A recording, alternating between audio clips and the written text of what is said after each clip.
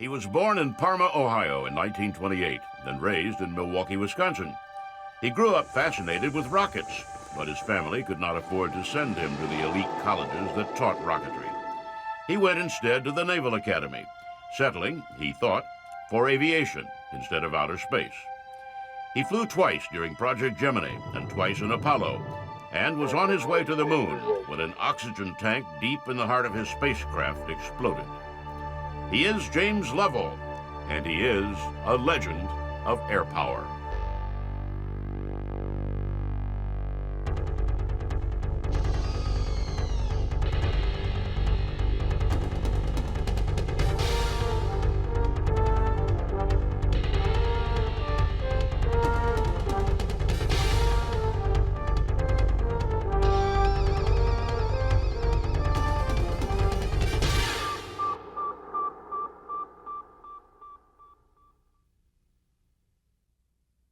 James A. Lovell was born outside of Cleveland in Parma, Ohio on March 25, 1928.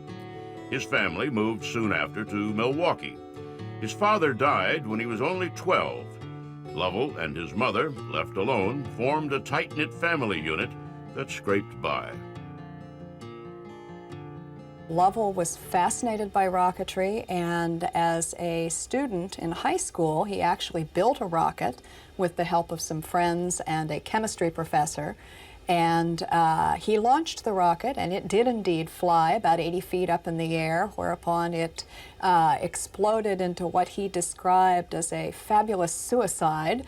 As the years passed, Lovell's interest in rocketry did not wane. Entranced by the experiments of rocket pioneer Robert Goddard, he wanted to be a rocket engineer. I wrote to G. Edward Pendray, who was the secretary of the American Rocket Society in 1946, as I was graduating from high school. He said, fine, go to MIT or Caltech. Well, I couldn't afford any of those things. Turned down by the Naval Academy, Lovell instead joined the ROTC and entered the University of Wisconsin. He studied there for 2 years, reapplied to Annapolis, and this time got in. My first desire when I got out of high school was to follow rocketry and just become an engineer. Aviation was my second goal, and I really wanted to fly. And you always should have second goals. If you can't get the first thing, always look at the second thing. The Navy in the wake of World War II was changing. The battleships no longer reigned supreme. When the time came, Lovell applied for flight training, was admitted, and earned his wing. The Navy assigned him to night fighter training in California.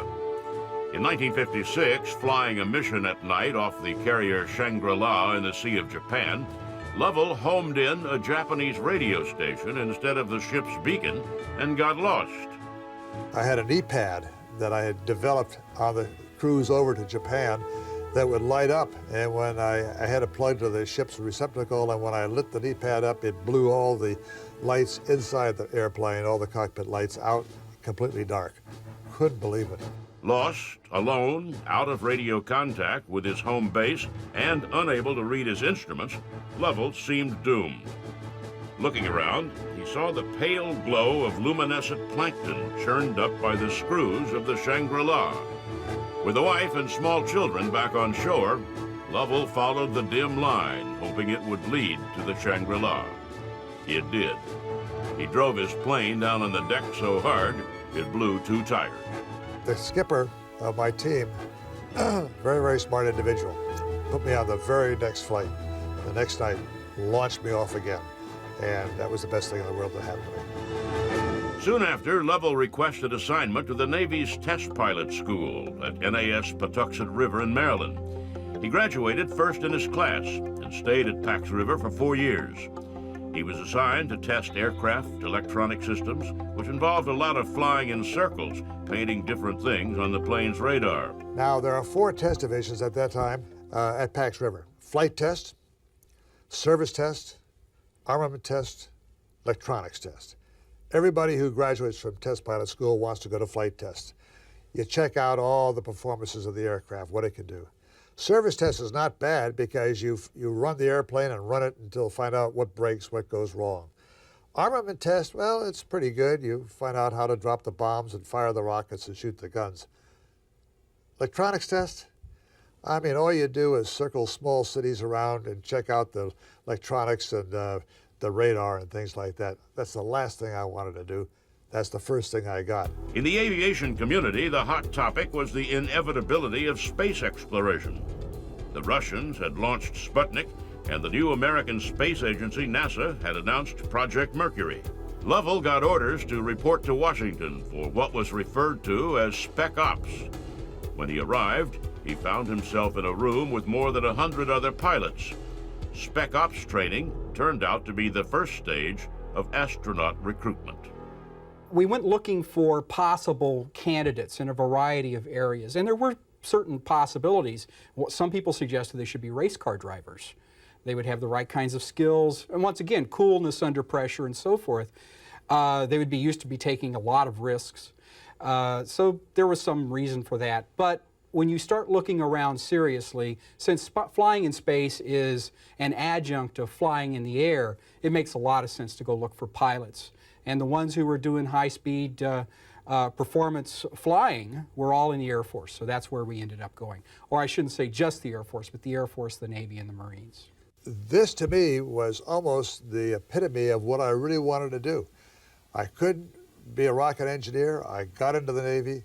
I got into aviation. And then suddenly what I wanted to do and where I was, because I had the right credentials to get into this program, met.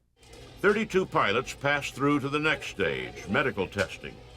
Lovell seemed to be cruising through that until a lab test detected high levels of an obscure chemical in his blood. The elevated levels might mean something, or they might not. On a tight schedule with no time to investigate, the doctors sent Lovell home. Talk about a disillusioned young man, a naval officer, couldn't believe it. I was the only one out of 32 people that they flunked. He returned to Pax River and his consolation prize, the F-4H Phantom. The Phantom was both the fastest and slowest fighter in the sky, a highly maneuverable and slightly unstable aircraft that arrived with what was then a pretty impressive electronics package. You know, complicated, integrated electronic weapons systems. And so we were able to do quite a bit with the airplane. Learned all about its radar. It was an interceptor. Learned all about its performance. Took it aboard a carrier. And so, great time. The only electronics test pilot at PAX with substantial night fighter experience, Lovell was made project manager of the plane's flight tests. It was great work, but it wasn't outer space. 2 years after the first Mercury astronauts were announced, NASA put out word that it wanted more astronauts. Lovell reapplied, and his odd blood chemistry, which had washed him out of the first astronaut selection process, somehow seemed not such a big deal the second time around. In 1962, NASA announced that Lovell and 8 others were the second astronaut class. I don't think we were too welcomed by the first group, and there was only 7 of those guys, and we were 9 of us. They took us aboard, but they were looking at, well, you're going to take our spots, and of course, they were all senior. Project Gemini, the follow-up to Mercury, was a series of 2-man flights designed to test systems and procedures necessary to land a man on the moon. Lovell was assigned to the backup crew on Gemini 4, which included the first American spacewalk. Lovell knew that after serving as backup, he was not far from going into space himself, and soon enough his number came up. He and Frank Borman would fly Gemini 7, a mission that, if all went as planned, would set a space endurance record. He and Frank Borman were very hard-charging men, but they were also fairly easygoing. He and Frank were in a Gemini capsule, which was not exactly a spacious machine. In fact, somebody described it as being about as big as the back seat of a VW Beetle. That didn't matter to Lovell, because it was the back seat of a Volkswagen in space, and space was where he wanted to be. The mission took off December 4th, 1965. Frank and I were so close together that you couldn't stretch out. You could stretch your legs, but had to bend your torso, or you could straighten your torso, but then you had to bend your legs. And your top of your head was right at the top of the hatch. You know, for 2 weeks with Frank Borman in the spacecraft was a real challenge in itself. They spent a lot of time joking with each other. Frank Borman would occasionally sing to Jim, "Put your sweet lips a little closer to the phone and we'll pretend that we're together all alone." And of course they were very much alone. A lot of the medical community didn't think that man could stay in space for 2 weeks. And that was the maximum length of time to go to the moon and come back again. We had about 23 experiments. We were doing everything to check, you know, our blood volume and our heart rates, and they had all sorts, we were wired up for all sorts of things. On the 11th day of the mission, Gemini 7 and Gemini 6 rendezvoused high above the Earth. The maneuver, slow and imprecise by modern standards, nonetheless proved that it was possible to synchronize orbits in a way that would allow a lunar landing craft to meet up with its orbiting command module. Rendezvous and docking with 2 Gemini spacecraft in orbit, those were critical components of us being able to successfully land on the moon. The mission was an overwhelming success. Lovell returned to Earth knowing that he had a good chance to be one of the astronauts chosen to go to the moon. After backing up Gemini 9, Lovell's next flight assignment was Gemini 12. The mission, flown by Lovell and Buzz Aldrin in 1966, closed Project Gemini with another rousing success. With the exception of a few minor mechanical failures, the flight accomplished its goals, and even the failures seemed encouraging. Assigned to dock with the Agena target vehicle without assistance from ground-based radar, Lovell succeeded even when his primary onboard radar failed. He switched without fuss to a backup system and docked right on schedule. Aldrin went for a spacewalk that proved that astronauts could not only float helplessly at the end of a tether, but they could also accomplish serious, challenging tasks in space. 94 hours after liftoff, Gemini 12 fired its retro rockets to return to Earth and plopped safely into the ocean less than 3 miles from its target. 28 minutes later, Lovell and Aldrin walked out onto the deck of the USS Wasp, and Project Gemini came to a close. Back at NASA, planners were getting nervous. There were rumors the Russians were planning a moonshot for 1968, and the lunar module, which would ferry 2 astronauts from lunar orbit to the moon's surface, was falling behind schedule. Apollo 8, Lovell's next mission, had been planned as a shakedown cruise for the lunar module in Earth orbit. We had heard from intelligence that the Russians were going to put a man around the moon in 1968, and that was the decision that George Low had thought, well, maybe we can salvage Apollo 8 and send it to the moon. And wait till Apollo 9 to test out the 2 spacecraft around the Earth. And that's how that all came to pass. Apollo 8 and its mission without a lander became the first flight to orbit around the moon 10 times during December of 1968. It was really a very challenging and very intriguing mission to be on the backup crew, to be any part of that, because it was the first mission that was going to leave the Earth and reach the moon. On December 21st, 1968, Lovell, Frank Borman, and William Anders took off from the Kennedy Space Center in Florida. After making a few checks, they fired their second stage and became the first people to leave Earth orbit. As we were getting towards the end of our training for Apollo 8, already realizing that this was going to be a lunar flight because Apollo 7 was successful, we thought, what can we say around the moon? Because when we looked at our trajectory, we would burn into lunar orbit on Christmas Eve. Their first thought was 'twas the night before Christmas, but the wife of a journalist suggested instead that they read from Genesis.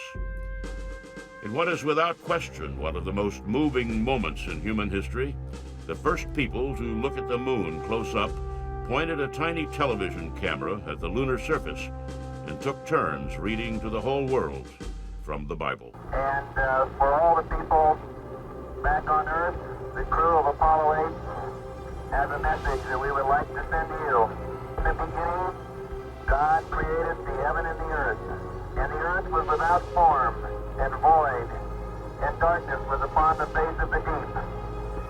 And the Spirit of God moved upon the face of the waters.